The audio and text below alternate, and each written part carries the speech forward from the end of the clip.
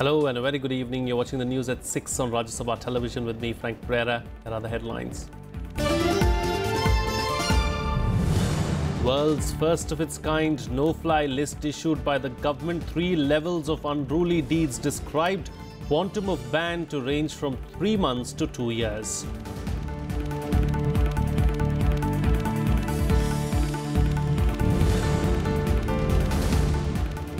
Law Minister Ravi Shankar Prasad questions the Karnataka government over no security given to slain journalist Gauri Lankesh when she was working to rehabilitate Naxals. Bengaluru police asks people for information on murder.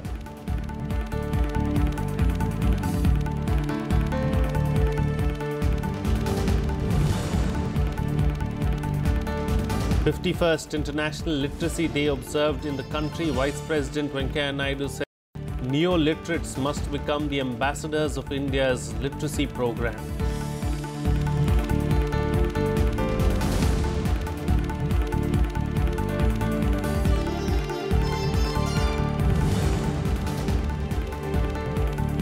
China defends ally Pakistan on the issue of terrorism, says Islamabad doing best to combat terrorism and that its efforts must be recognized by some countries.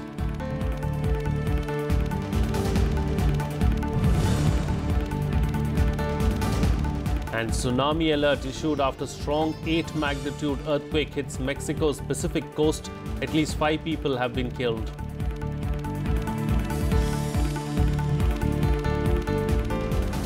Misbehaving on a domestic flight could now get a passenger barred from flying for a period ranging from 3 months to 2 years or more. The government on Friday released the no-fly list with 3 levels of clearly defined unruly deeds and the quantum of ban against each level. These new rules will be applicable to anyone on board an aircraft, VIPs and crew included. India has become the first country in the world to have a national no-fly list. Civil Aviation Minister Ashok Gajapati Raju on Friday released the no-fly list that bans unruly passengers from domestic air travel. The motive behind the no-fly list is to keep blacklisted people off planes to ensure safety and check unruly behavior. It will be fairly well accepted because it has taken a balance of what should be done is acceptable in the aircraft, say what is acceptable in ground. So the whole thing is balanced. Unruly physical gestures, verbal harassment and unruly inebriation shall invite a ban up to 3 months. Physically abusive behavior like pushing, kicking, hitting and inappropriate touching will also attract a ban up to 6 months. Life-threatening behavior like assault and damage to aircraft systems will also lead to imposition of ban for 2 years or more. For repeat offenders, the ban will be twice the period of the previous ban. We can never compromise on safety and of course security. So basically safety angles are to be looked into. And there should be a fairness in the whole thing. The complaint would have to be addressed by the pilot in command of the aircraft. An internal committee then formed by the airline, consisting of a district and sessions judge as chairman, and members from different scheduled airlines and consumer association would examine the complaint and decide within 30 days on the duration of the ban. During this period, the concerned airline could impose a ban on the accused passenger. These rules will be applicable to foreign carriers too, subject to compliance with the Tokyo Convention of 1963. Kriti Mishra, Rajya Sabha TV. Well, a day after Congress Vice President Rahul Gandhi termed Lankesh's murder as a right-wing conspiracy, the BJP has hit back. Union Law Minister Ravi Shankar Prasad criticized the Congress for pinning the blame on the RSS even before investigations had begun. He even questioned the Congress government in the state for not providing security to Gauri Lankesh when she was dealing with Naxals. Gauri Lankesh नक्सलाइटों की sympathiser भी थी और उनको main stream में लाने की कोशिश कर रही थी और एक नागराज उनके मित्र थे, उनको उन्होंने मेन स्ट्रीम में लाया भी था. इसके कारण नक्सलाइट्स गुस्से में थे और उनके नक्सलाइटों को सरेंडर करवाने के प्रयास को उचित नहीं मान रहे थे. हम पहला सवाल ये करना चाहते हैं कर्नाटक के मुख्यमंत्री से कि गौरी लंकेश नक्सलाइट माओवादियों को जो सरेंडर करवा रही थी, तो क्या वो राज्य सरकार की सहमति से करा रही थी? क्योंकि अधिकांश नक्सलाइट के खिलाफ सीरियस क्रिमिनल केसेस होते हैं, और अगर वो करवा रही थी तो मुख्यमंत्री और वहां की सरकार ने उनको उचित सुरक्षा क्यों नहीं दिया? Union Law Minister Ravi Shankar Prasad questioning the Congress government in Karnataka over the murder of journalist Gauri Lankesh. He questioned the lack of security to the journalist when she was working to rehabilitate the Naxals. He also attacked Congress Vice President Rahul Gandhi for declaring the RSS ideology guilty without an investigation having even begun into the journalist murder. Although the minister condemned the malafide comments on Lankesh's killing, he also questioned the silence on the killings of RSS workers in Karnataka and Kerala. जो लोग गौरी लंकेश की दुर्भाग्यपूर्ण हत्या पर इतनी बड़ी बड़ी टिप्पणी कर रहे हैं, उसमें बुद्धिजीवी भी हैं, तथाकथित लिबरल भी हैं, उनसे मुझे आज एक सवाल करना है कि अगर गौरी लंकेश की दुर्भाग्यपूर्ण हत्या पर आप इतने क्रोधित हैं, जो सही है, होना चाहिए आप, तो इतनी संख्या में संघ और बीजेपी के कार्यकर्ता कर्नाटक में मारे गए, उस पर आप खामोश क्यों हैं? केरल में इतनी बड़ी संख्या में संघ के स्वयंसेवक मारे गए, किसी का हाथ काट दिया जाता है, नृशंस हत्या की जाती है, उस पर आप क्यों चुप रहते हैं? Away from the politics over the murder, the SIT formed by the Karnataka government has begun its probe into Gauri Lankesh's killing.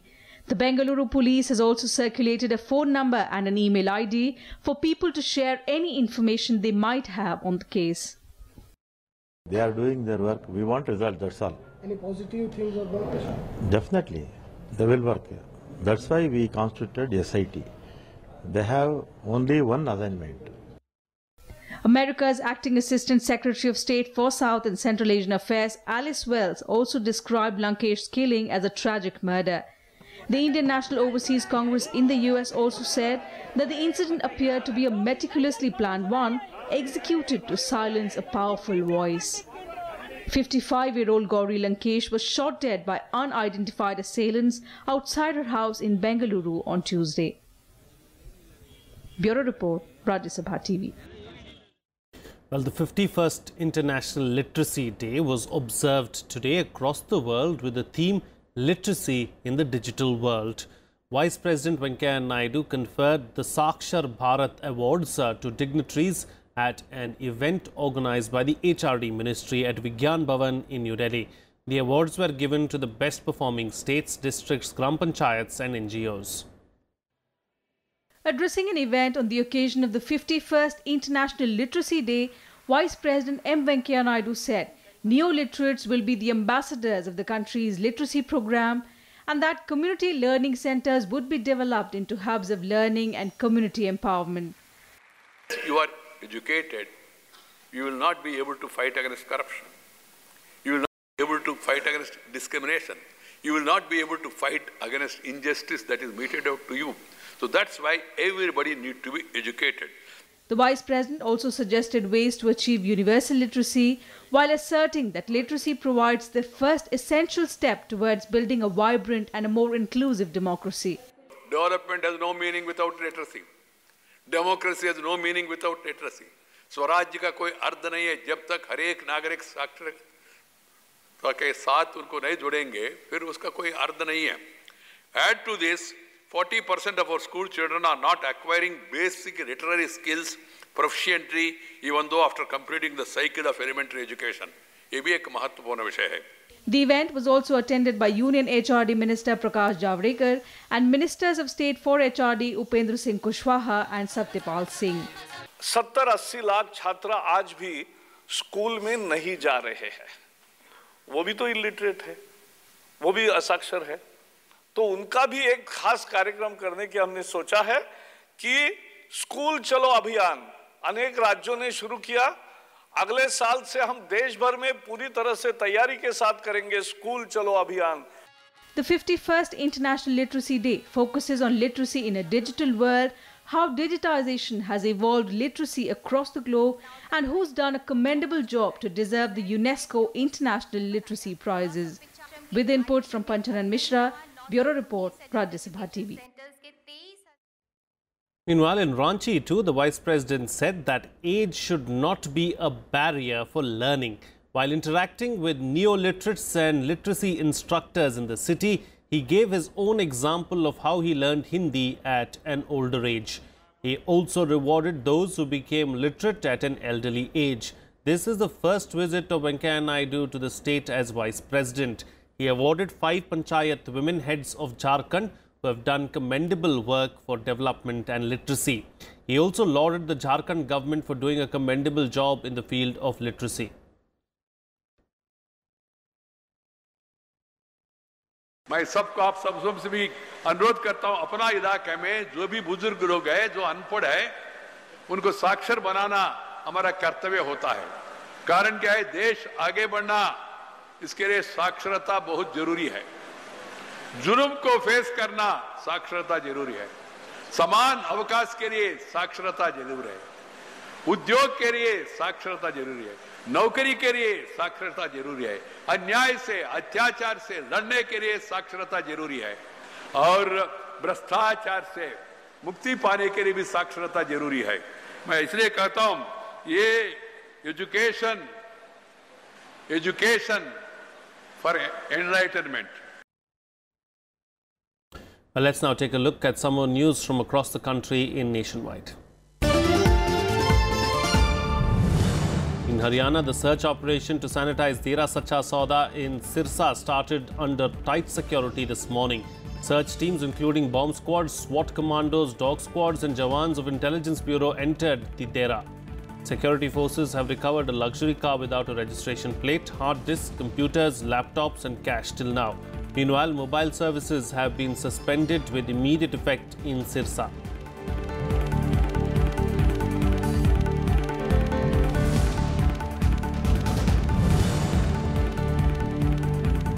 A clash broke out between Gorkha Janmukti Morcha activists and police during a pro-shutdown rally in West Bengal's Darjeeling on Friday. Activists allegedly attacked police with stones after their rally was stopped. As per police sources, no permission was granted to the party activists to hold a rally in the area. The indefinite shutdown in the Darjeeling Hills entered the 85th day on Friday.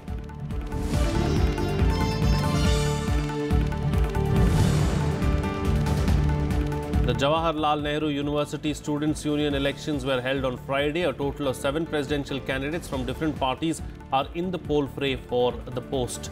4 students have filed nominations for the post of Vice President and General Secretary, while 6 candidates are standing for the post of Joint Secretary. The results are expected to be declared on Monday.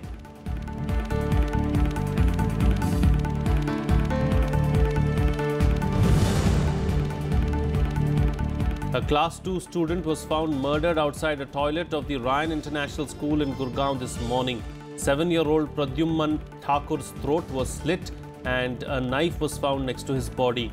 The body has been sent for post-mortem. Soon after news of the death spread, hundreds of parents and locals gathered outside the school and protested against the school management.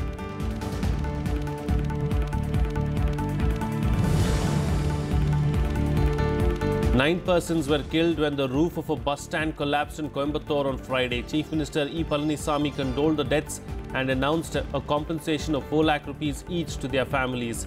He also sanctioned aid of 50,000 and 25,000 rupees each to those with injuries.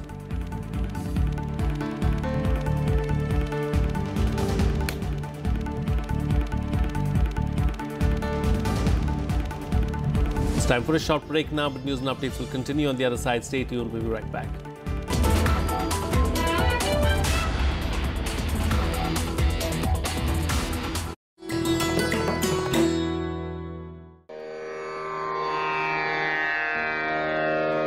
The sacred relics of Buddha were unearthed in Piprava in Uttar Pradesh. Buddhist monks from all over the world visit the National Museum to pay their respects. These chalk-bone fragments of Buddha are housed in the gold canopy gifted by the royal family of Thailand.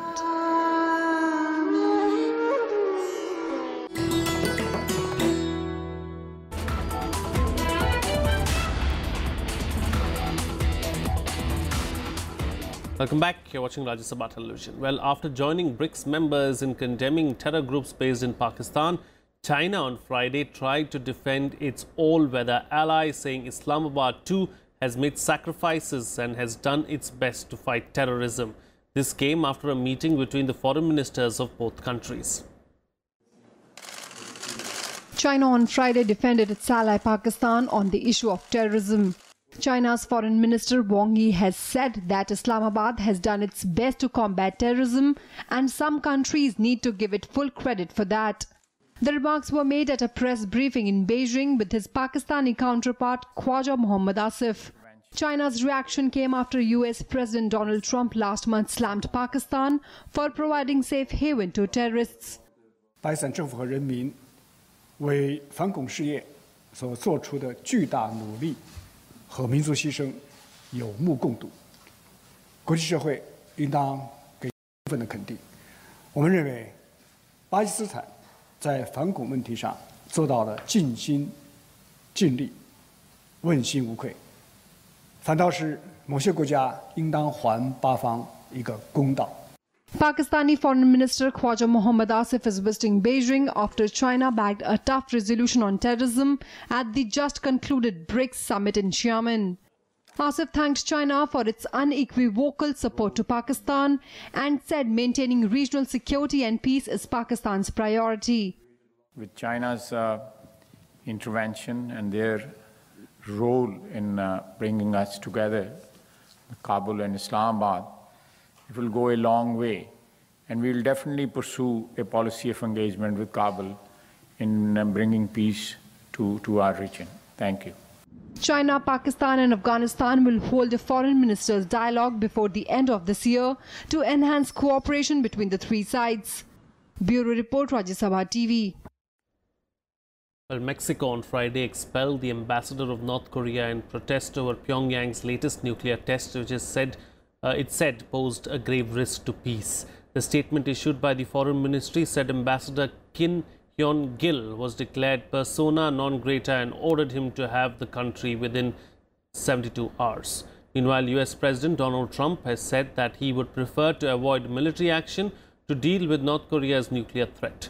However, he added that previous diplomatic efforts have failed to pressure Pyongyang from developing its missiles. Military action would certainly be an option. Is it inevitable? Nothing's inevitable. It would be great if something else could be worked out. We would have to look at all of the details, all of the facts, but we've had presidents for 25 years now. They've been talking, and the day after an agreement is reached, new work begins in North Korea, continuation on nuclear. So I would prefer not going the route of the military, but it's something certainly that could happen. Our military has never been stronger. Well, a tsunami alert was issued in Mexico after an earthquake measuring 8.1 on the Richter scale hit the Pacific Ocean on Thursday night. At least 15 people have died after the earthquake struck the southern coast of Mexico. The epicenter of the quake, measuring 8.1 on Richter scale, was in the Pacific Ocean, around 1,000 kilometers southeast of the capital Mexico City and over 100 kilometers from the Pacific coast. The state of Chiapas was closest to the quake, where 3 people lost their lives. Tremors lasting up to a minute were also felt in Mexico City and Guatemala City. The earthquake has been described by Mexico's president as the country's strongest in a century, with the death toll only expected to rise. Se sintió bastante fuerte, nada más que pues, salimos todos tranquilos por la escalera de emergencia. Sentí mucho miedo, de verdad que sí sentí mucho miedo. Estoy en un 20 piso, en el piso número 20, y fue bastante importante. Pero tenemos que seguir orando y pidiéndole a Dios que nos dé mucha conciencia colectiva también, porque hubo mucha unión de todos. A tsunami warning was confirmed in Mexico, with the possibility of waves taller than 10 feet hitting the coast. According to Pacific Tsunami Warning Center, tsunami waves are expected to hit multiple countries, including Guatemala, El Salvador, Costa Rica, Honduras, and Ecuador. Over a dozen aftershocks ranging from 4.3 to 5.7 in magnitude have been recorded to the Mexican coast since the quake struck. Bureau Report, Rajya Sabha TV. Hurricane Irma, one of the most powerful Atlantic storms in a century, drove towards Florida on Friday after lashing the Caribbean with devastating winds and torrential rains. At least 12 deaths have been reported. The hurricane was downgraded from a Category 5 to a Category 4 early on Friday, but it still packed winds as strong as 250 kilometers per hour. It was heading for the Bahamas, where it was expected to bring 6-meter storm surges before moving to Cuba and then slamming into southern Florida on Sunday. Irma has ravaged a series of small islands in the northeast Caribbean, including Barbuda, St. Martin and the British and US Virgin Islands, ripping down trees and flattening homes and hospitals.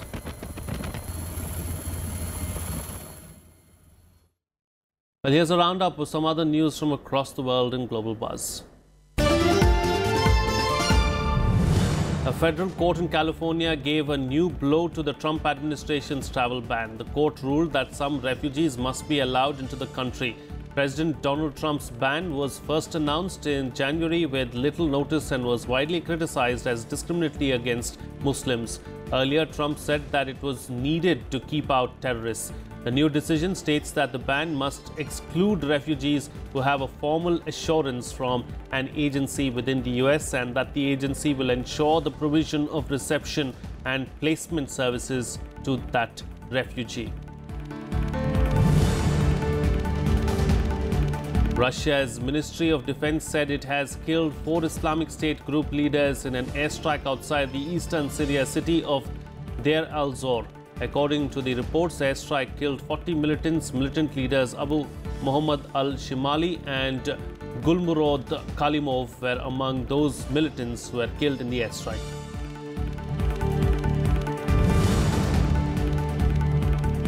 In other news from Syria, the Syrian government forces broke the siege by Islamic State on the eastern city of Deir al-Zor. The 3-year-long siege was lifted when the advancing Syrian army reached the besieged Brigade 137 military base in western Deir al-Zor. The Syrian forces were advancing from 2 directions to break the siege on Deir al-Zor, where 93,000 civilians were under siege since 2015. Breaking the siege and capturing all IS-held parts of Deir al-Zor will help Syrian army to secure the border with Iraq and retrieve the oil fields.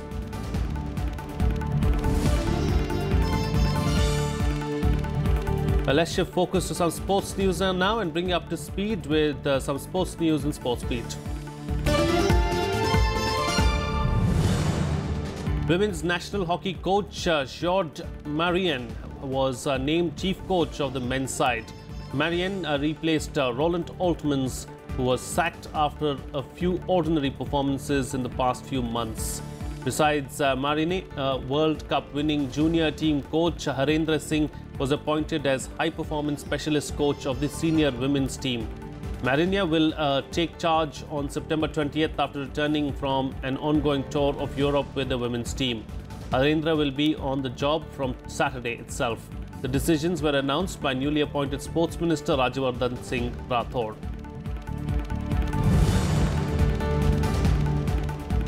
Madison Keys defeated Coco Vandeweghe 6-1, 6-2 in New York on Thursday to reach the US Open finals. Keys will face world number 83 Sloane Stephens, who beat 9th-seeded Venus Williams. Keys came out swinging against the fellow power hitter and broke Vandeweghe twice as she stormed into a 5-0 lead in a one-sided opening set that took only 23 minutes. It will be the first time that 2 American women will be against each other for the title since 2002, when Venus lost to her younger sister Serena Williams.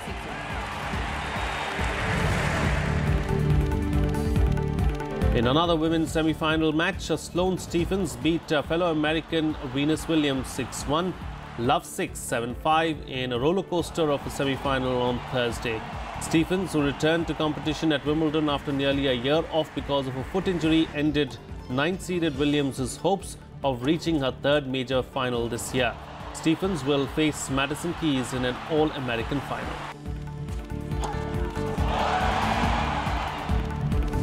Well, that's it on this newscast. Do stay tuned for the big picture on the other side.